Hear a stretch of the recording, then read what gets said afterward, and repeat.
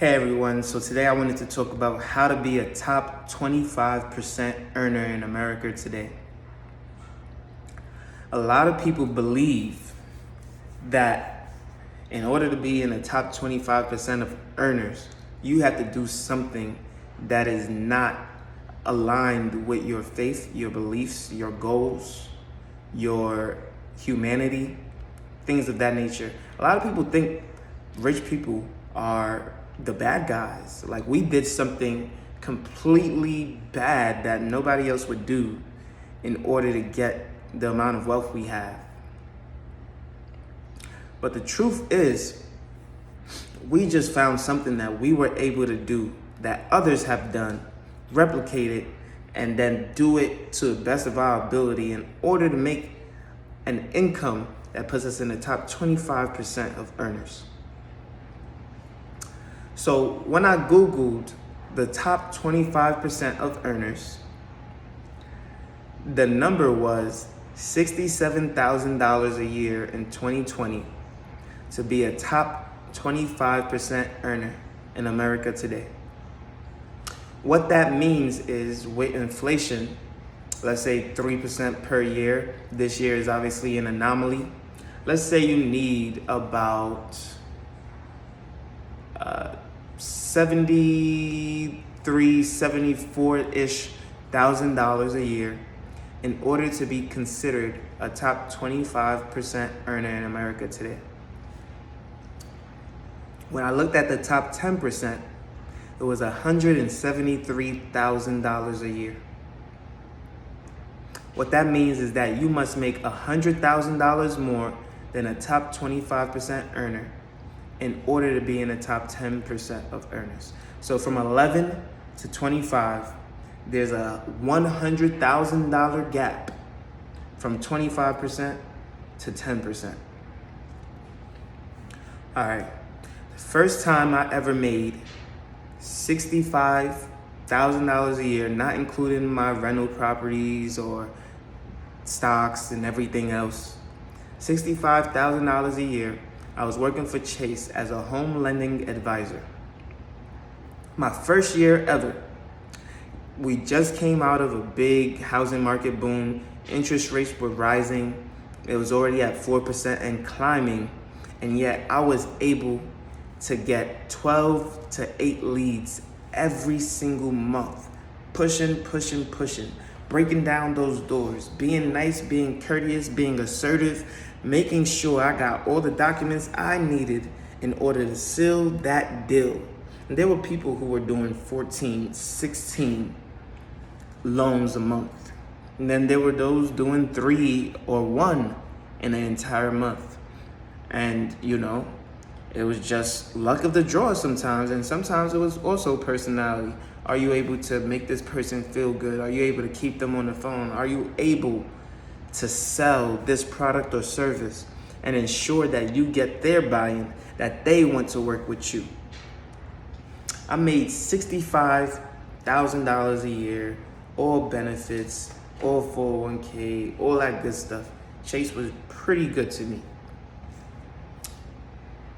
First year ever in sales, ever in my life, the base was $38,000, which means I essentially doubled what I was making as my base in order to make the type of money that I was making.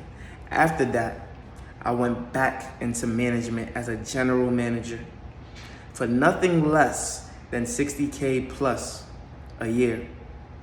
From there, I just kept climbing. So,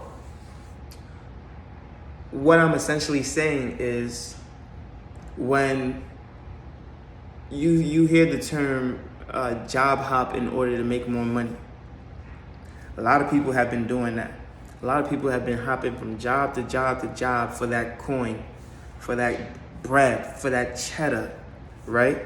And essentially what has happened is in this market where people are being laid off at a rapid pace, the first people to typically go are those that your boss, that your firm doesn't really know, doesn't really align with. They don't see them on a daily basis, right?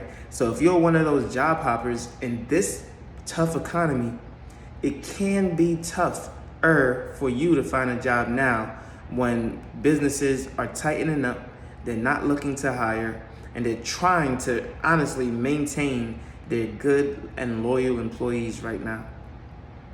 But in good times, you were hopping, just like me. Let's be real. And now we're seeing businesses cut employees. We're seeing businesses say, you know what? We don't need you as much as we thought we did. And so that's a sharp decline in your pay. You go from making $100,000 a year to zero, even if it's for a week or two, even if it's for a month, right? When you are in the top 10% of earners, it's very likely that you'll have to travel.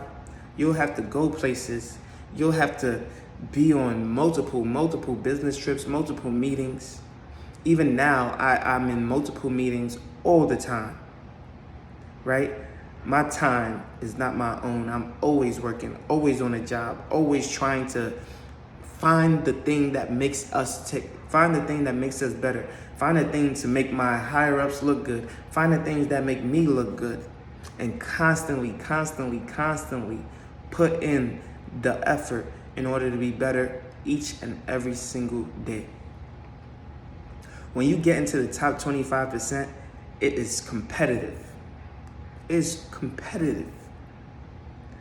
Yes, there are some jobs that you may not necessarily need to compete with others. And I don't want to speak for a specific profession and assume that there's not competition there. For example, computer engineer, software engineer, doctor, lawyer. I'm sure there's some competition. I'm sure that there is a space where you want to corner a market, where you want to get something more from your job, more from your environment, right? So best believe that these people are putting in the effort, putting in the work every single day, not only after school, but once they graduate. You know why? Because they worked hard to obtain that knowledge. Now they got to work hard to make that money that they so desperately worked for, right? When you work for something as hard as you have, you're going to ensure that you can keep it. You're going to ensure that you can grow it. You're going to ensure that you can nurture it. You're going to ensure that you make the best out of this opportunity.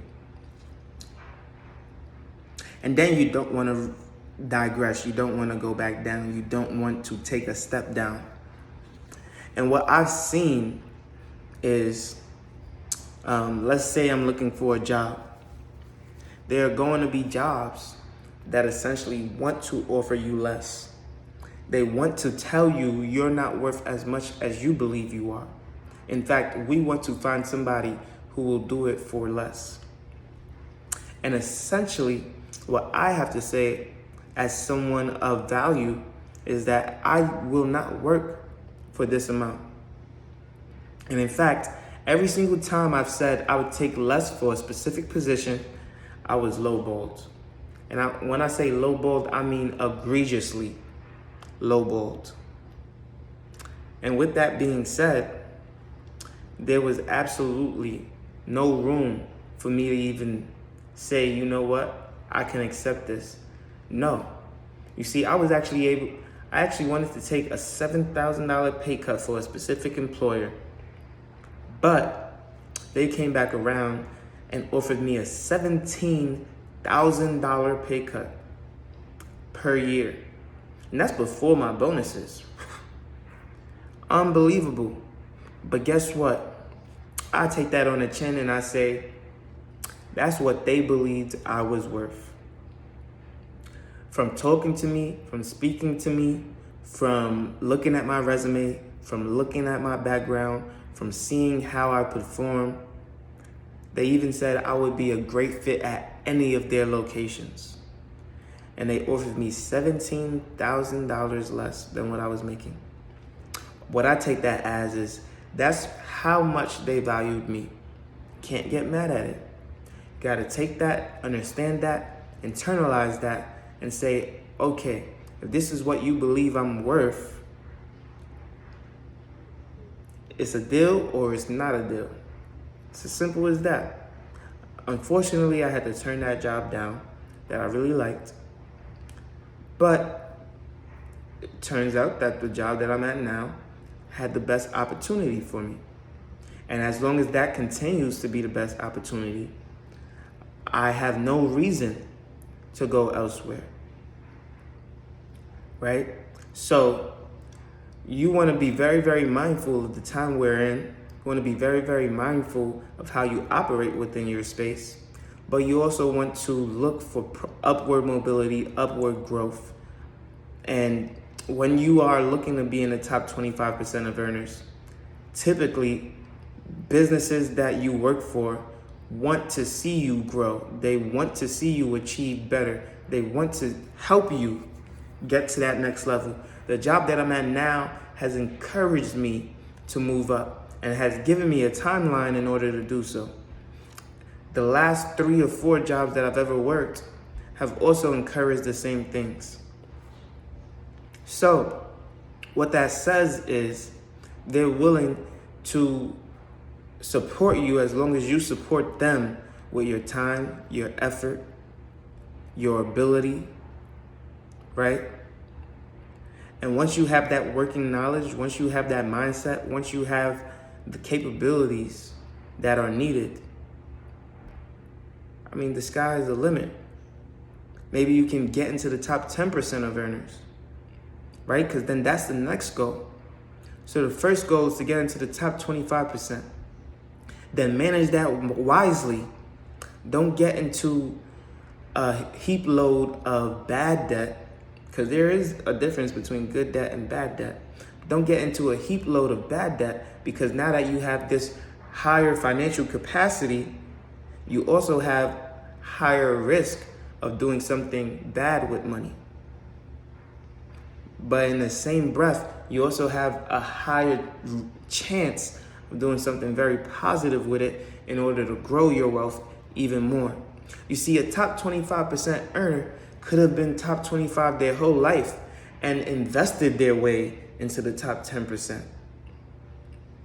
It's all how you maneuver. It's all about your knowledge. It's all about your financial capacity, your mental capacity in order to get there.